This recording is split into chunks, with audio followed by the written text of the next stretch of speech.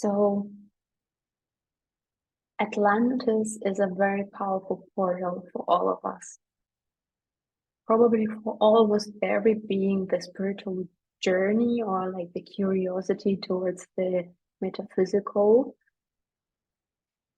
like is being motivated by Atlantis. Just this word Atlantis brings up so many chills. So in the body, like if I just remember all the years of my childhood and every time when I heard this word, it was like a deep inner calling to go home. And there's a lot of content about Atlantis and like a lot. Like we can Google it, we're gonna find so much, and it's fascinating and maybe sometimes even a little bit absurd. So I invite everyone to tune in their bodies when they receive information about Atlantis, to tune in your body what feels like peace, truth. This might be your truth.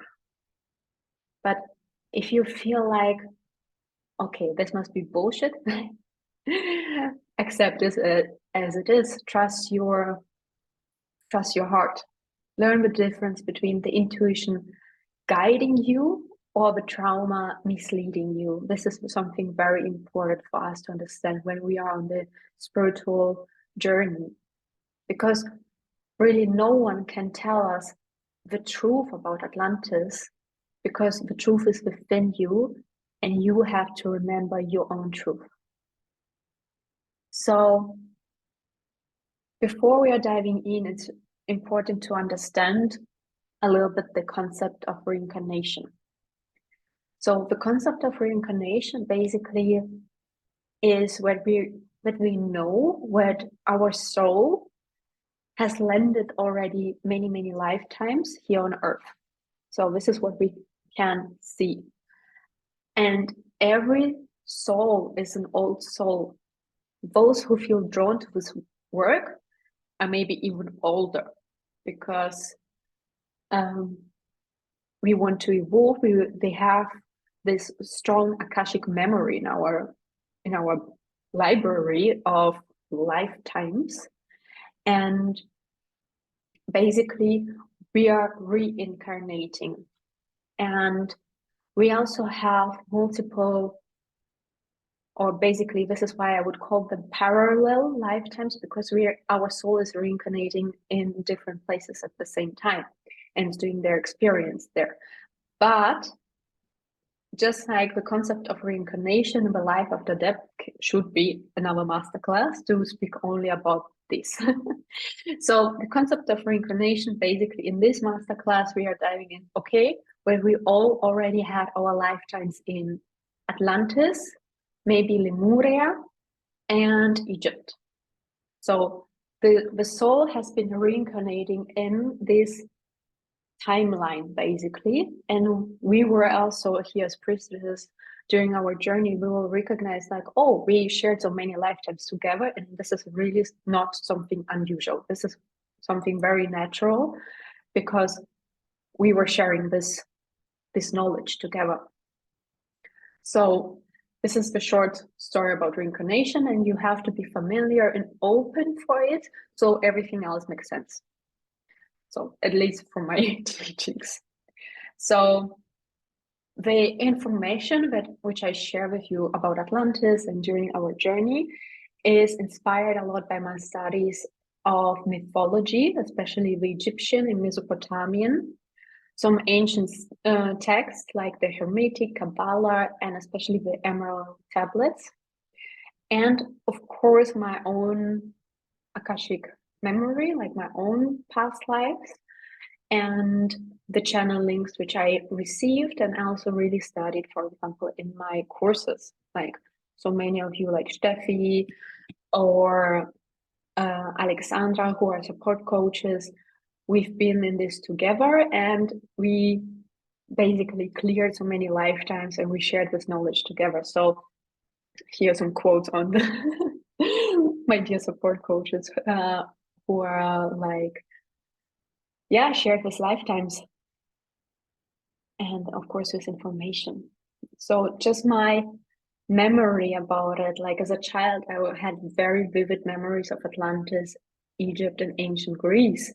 I didn't felt the cold to Lemuria maybe until like 2-3 years ago, but these were very present in my Akasha DNA. So basically, it triggered like this Akashic memory of past reincarnations triggered this, and I felt home, or I felt like an anxiety, or any kind of emotions is a safe emotion because it just leads you to your own truth. Like there is always a reason behind it why you feel rejection to a certain topic, or why you feel drawn, like really like pulled with a magnetic force to a certain topic. So what is important for all of you in order to receive your own memory from your past lives from Atlantis is basically a clear way to have a peaceful state of mind and emotion, and not to attach our ego and also our spiritual ego to the outcome of the messages. So maybe you're not going to receive any messages today, or you're not going to see anything, and that's also fine, because your timing will come, maybe in a dream, or maybe as a message, or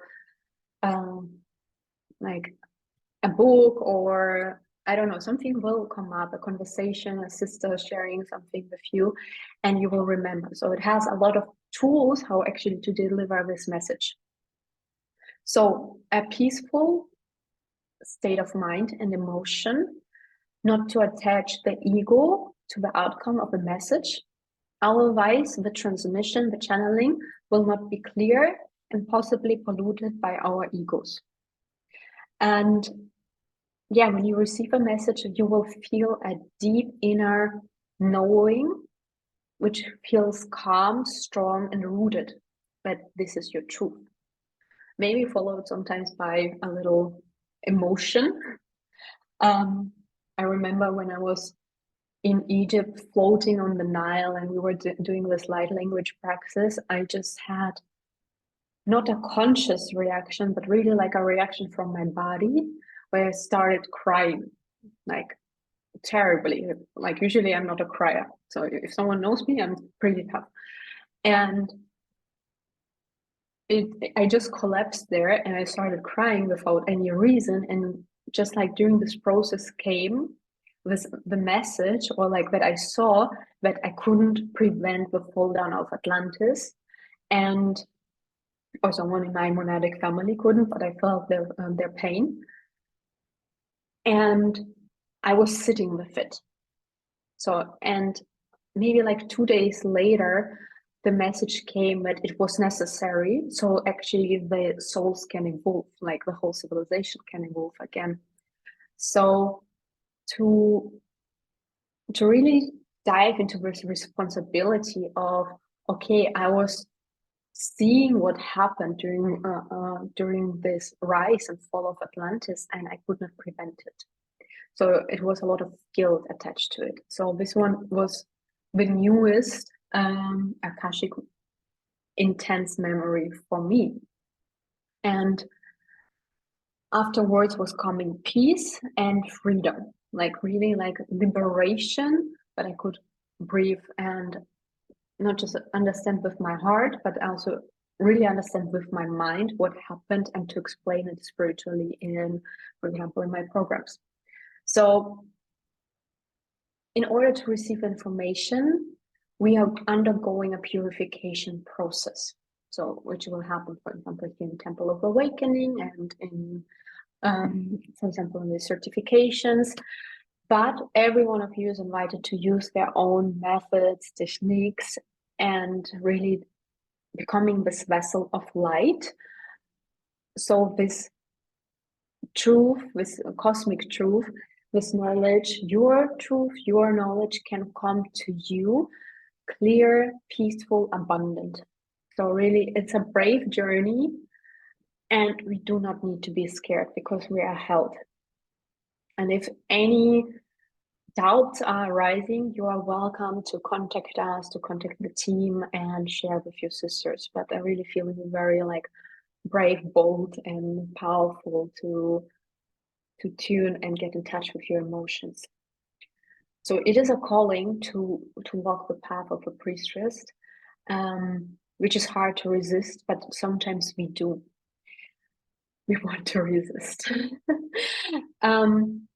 Because of the pain we experience in our past lives when we were walking the path of a priestess, and maybe being so devoted to the service to the gods that witnessing a fall down of a whole civilization fills your heart with pain. And after such a destruction happened, you made yourself a vow, a promise, that you will never again remember this life, remember this knowledge, and walk this path again.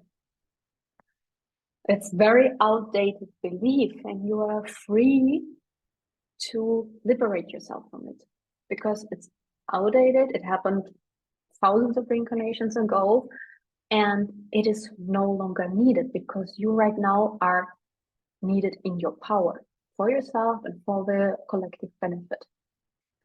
So to me, a priestess is a woman who is devoted to her divine self and rooted in oneness, rooted in unity with the cosmos.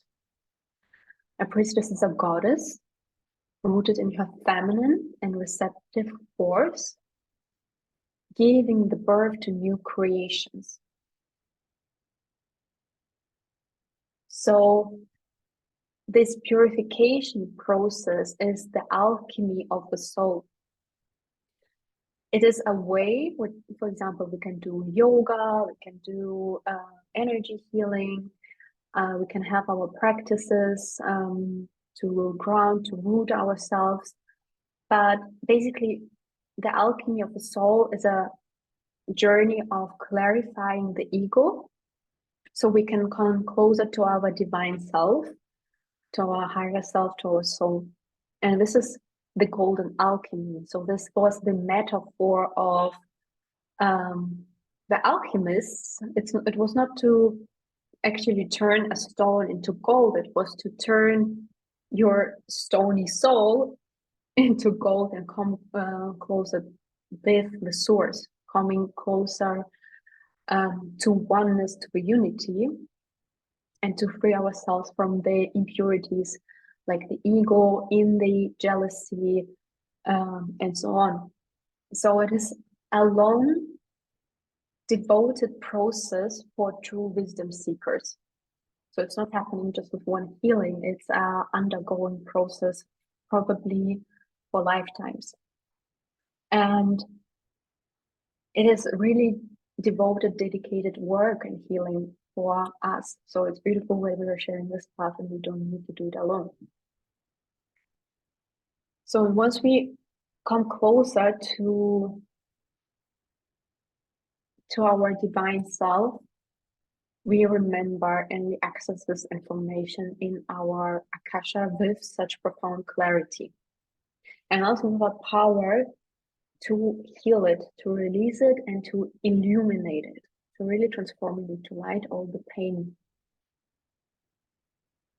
So yeah, the channelings which I'm gonna share with you are really like from books, my own lifetimes, what I found out with my clients during our sessions, Akasha Soul, Golden Healer.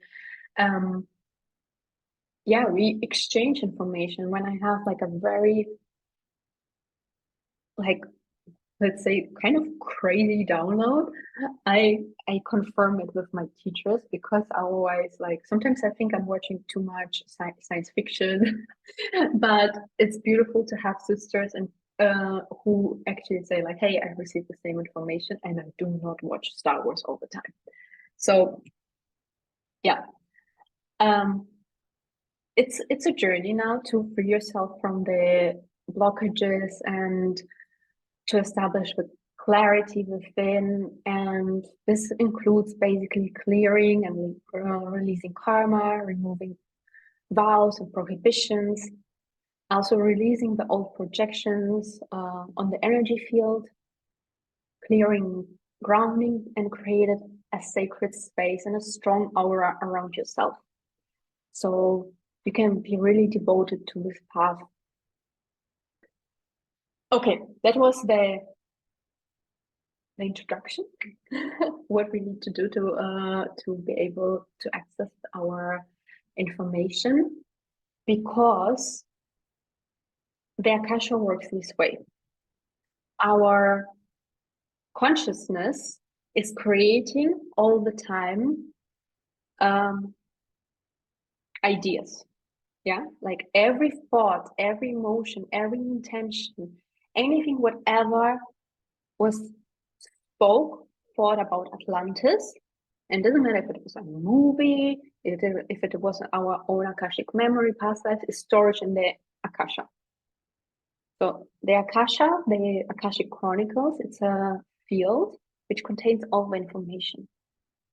So now we can imagine that something so old as Atlantis, and everyone speaks about Atlantis, builds hotels devoted to Atlantis, restaurants, and so on. But this creates a very muddy water in the Akasha. So maybe sometimes our information, or like some authors who are channeling something, can be kind of weird, because it's still its own energetic field. Everything was given as an energetic field into the Akasha field, and it still resides until someone clears it. So the truth where we access, or each one of you access in the Akasha, is your own truth, and try to clear everything. Like the best is that every time when we enter in a session is you're like a blank page.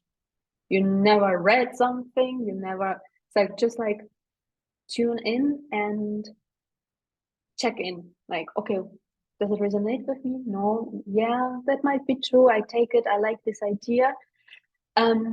Because there's so much info about it. But our bodies, they do remember. So all the stories about Atlantis, so the consciousness which we are always creating, is like muddy water in the Akasha.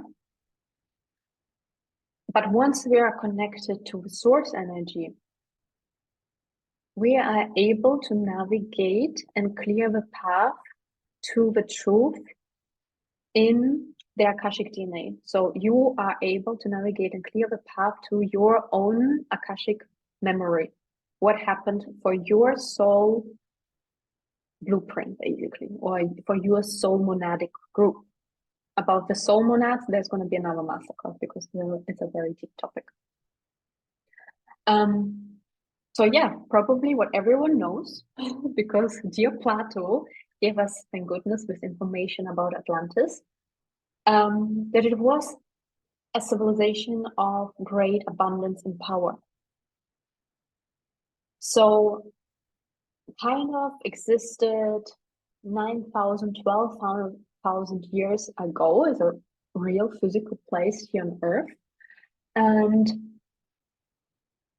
yeah, they were said being half human, half gods. But again, like what Plato gave to us, or these myths are telling us, is such an ancient description, and usually mythology, and these people were maybe writing it in a simple language so the normal people can understand it. And also these texts were translated not by people who can read between the lines. So for example, when I see half god, half human, I interpret it as something like, okay, it was an advanced civilization. Maybe they were lighter, so they were extra celestial, or they're coming like from a different dimension, and they still reside in a different dimension. So it's like open to the interpretations of so many sources. So what feels most aligned to you? And basically, it is like there are lighter bodies, there are deeper connection to the universe. There are higher activated DNA than, for example, for us right now. There are more activated chakras than for us right now.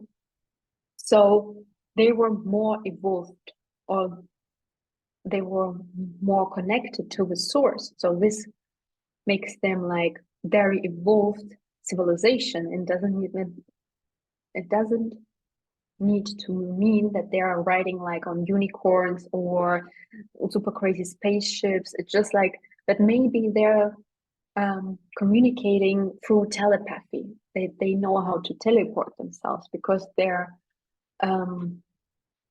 light bodies, their whole frequency is so much lighter than for us, because we are here right now very dense, like our human body is very dense. But in Atlantis and Lemuria, we have to understand that they were not so in this 3D physical density. So this is how I interpreted it. So yeah, there was a capital called Atlantis on the continent Atlantis. And yeah, we have beautiful images about it, how abundant it was, rich on precious metals and beautiful wildlife. And they rose and they evolved as an empire, as a civilization. But at some point, something happened that the hearts became corrupted. So basically, there were Atlantean people during a long time, but they were really in tune with the light, with the source. And at some point, maybe they forgot how it is, and they disconnected themselves from their truth. And at some point, they recognized that the energy is shifting. Like the energy is shifting into a negative outcome for them. So there's this karma of Atlantis keep on reincarnating here, and this memory of the fall down of the civilization, of actually like, okay, we wanted to create this golden age and we want to live in a golden age, but our hearts do no longer believe it because it already failed or had a negative outcome.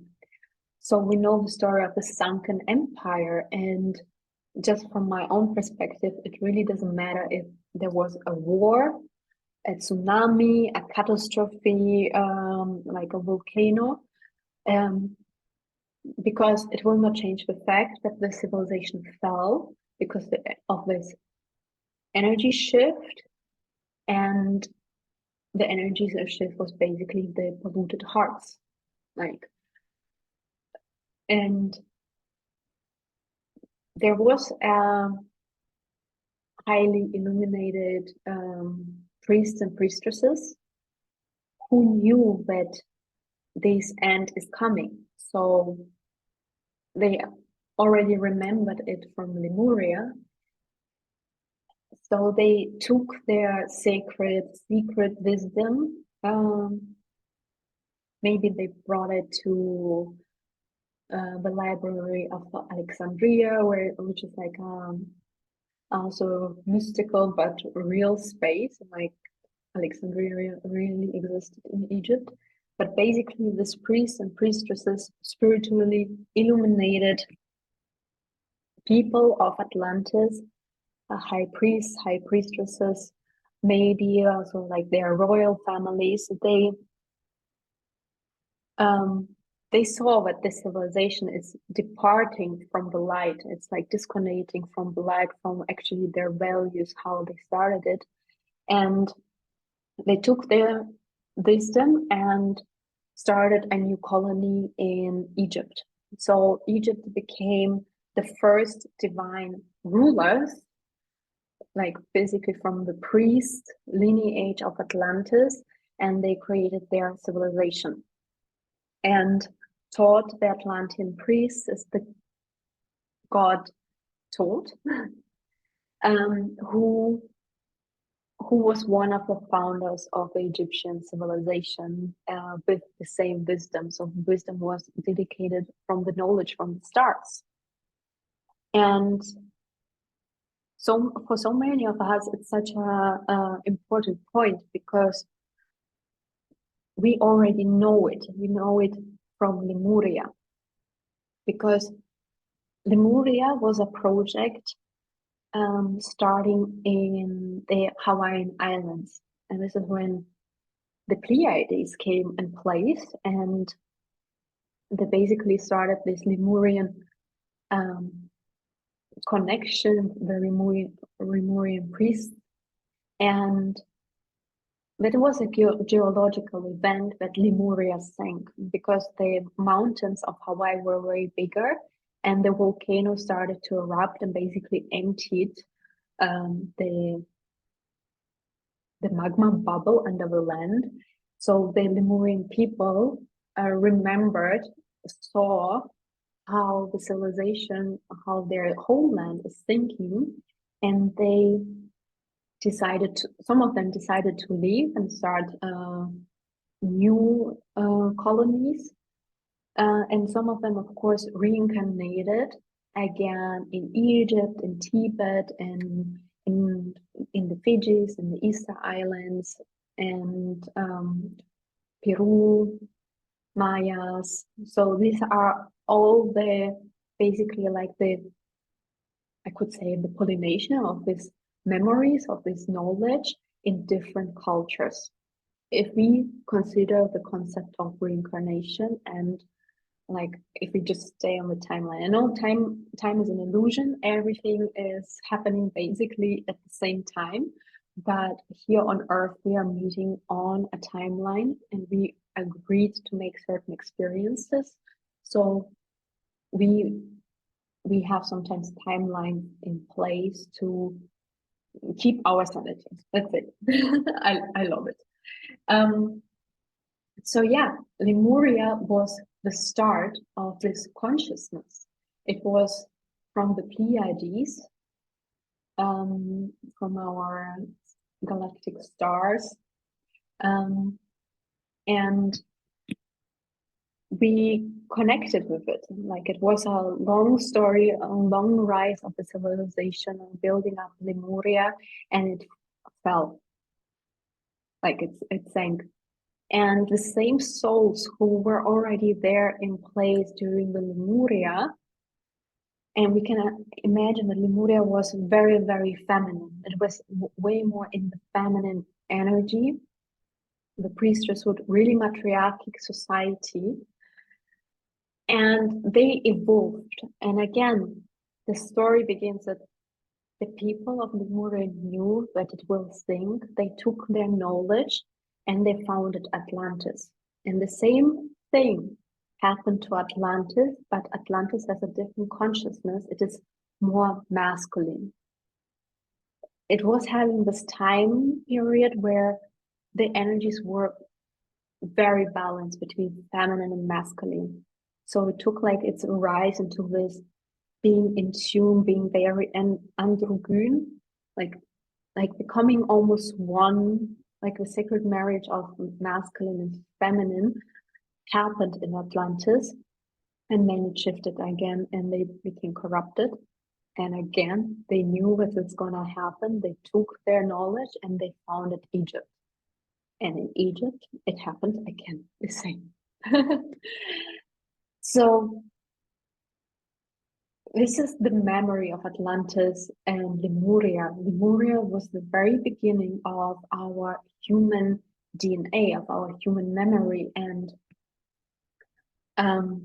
this is where the crystalline grid of the earth was created with Mama Gaia. So because our earth is a living, breathing being, a goddess herself, and during this time where this crystal network was built, and it's still like also known as the morphic field, and it carries this information.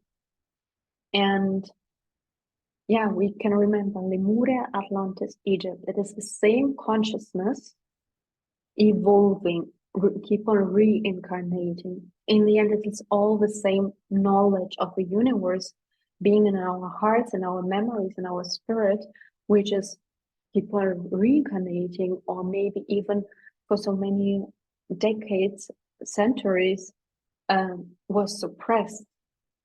Because we know what it means to be a woman right now, speaking up and remembering the sisterhood wounds with rituals. And something similar was going on back then. So let me tune in how, okay, some of you already needed to leave. Okay. So yeah, I see so many faces here watching at me. I hope you enjoy so far. Let me tune in if I'm missing something from. Can I ask something? Who's speaking? Amina. It's very dark. Okay. Hi. Hello, Amina. Yes. Hi. I just want to ask, I feel like a connection to all the places you've mentioned, and also there's other places like Avalon, for example, other mythical places. How do they tie into the Atlantis, Lemuria, Egypt connection that you mentioned? Is there also a connection? Yes, there is. So Avalon will be also a part of our journey, but basically you have to imagine this timeline, okay? So the Earth was a kind of an empty, well, it was not empty, but there was not many high civilizations right now, and we were like hunters and gatherers. And the Pleiades, they came, also different other extra celestials came down on Earth, and they started this project of pollinating the Earth. So the Pleiadian sisters also for example, in Egypt, they speak about the 7 Hathors, and there's several temples really aligned with Pleiades to connect us back to our origin. So this star lineage started in Lemuria. This consciousness evolved to Atlantis, and it is like this knowledge of this ancient Lemurian, Atlantean, Pleiadian knowledge. Basically, same but different. They change the words. They change. It's evolving consciousness, of course, because you are right now not the same person as you were maybe 1 year ago. So imagine this during a timeline of 50,000 years. So the Atlantean founded Egypt, and Egypt had its first divine rulers, the pharaohs and the queens, and they were known as the reincarnation of their gods. For example, with Cleopatra, this is when the Isis lineage was officially ending with her death. But Mary Magdalene and Joshua, also known as Jesus, were initiated into the Egyptian priestess and priesthood. So after Jesus, so we did what we did to him, Mary Magdalene escaped, carrying the knowledge of the Isis cult, of the Divine Mother Isis, and the Magdalene lineage was formed, and her wisdom was kept and shared and moved on until Glastonbury, which we know, which is basically the physical place of Avalon. And Avalon also deeply remembered the teachings of Atlantis. So that's my explanation. Thank you. Yeah, that helped. So the Magdalene Order the Magdalenen really existed. Maybe it still exists, I don't know. But I know some people who even wrote their official scientific work about the Magdalene Order. So, yeah, that's it. Any more questions about that right now in the moment? I know it's a lot of info. So, give me a sign if you feel all good, motivated to continue to share something. Everyone looks happy. Okay, perfect. So, yeah, there is some more about Atlantis, which is the truth in the Akashic Memory field, and like the Atlantis is an evolution of the Lemurian consciousness. The Lemurian is an evolution from the Pleiades, and yeah, it's a memory within us. So our Akashic DNA, which is basically your whole Akashic memory, is in your DNA, is within your body, and it's being triggered through certain events. Because time is an illusion. Everything, like imagine you had a painful experience in a past lifetime and you feel it right now. Because in the Akasha, time does not exist. So this trauma, this wounds, it feels to you like it's happening in the now, even if it happened multiple lifetimes ago. But this is not how our body remembers, and this is not how the Akasha works. Like it's thank goodness we have our ego to protect us. Okay, I know it didn't happen in this lifetime, it was in another lifetime. This is the protection mechanism of our egos to basically keep balance with this information and also keep us sane in a way. So there was a lot of Atlantis experiments.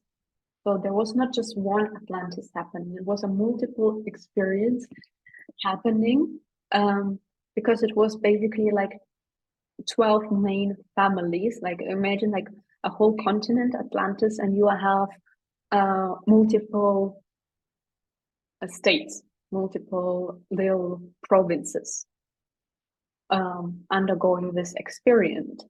And there was another Atlantis. So basically, when I speak about Atlantis or when I go into the Akasha to connect with Atlantis, I receive the Atlantis, what happened here on Earth, and I receive an Atlantis information, which pretty much aligns with all this science fiction stuff because it was happening on a different star constellation called Cassiopeia. So the Cassiopeia star constellation, and these Akasha memory triggers with a remembrance of war and a nation being destroyed, because this is what happened there in the cosmic memory field. So we can work with the Akasha on Earth. So this is where we're gonna be led to this memory here on Earth, or we can access the cosmic memory field. This is where we will receive the star lineage, the star connection, star seed, and the Atlantis from Cassiopeia. So there was basically Atlantis was the capital located on the Cassiopeia star system, and it's a very important memory in our Akashic DNA, and maybe not everyone feels resonates with it because you didn't have much connection to the Cassiopeia on your whole cosmic journey. But this is the imprint in our DNA, which is being activated here. Like some of you will feel drawn to explore it. Some of you feel, oh no, I stay here on Earth, it's fine. That's totally, everyone moves in their own pace. So what is important as information really to understand that Lemuria, Atlantis still exists in a different dimension. So which means that this energy field, this consciousness in its highest evolution state, when it was pure, still remains in a different vibration, like in a different dimension, and we can connect with it and we can access it.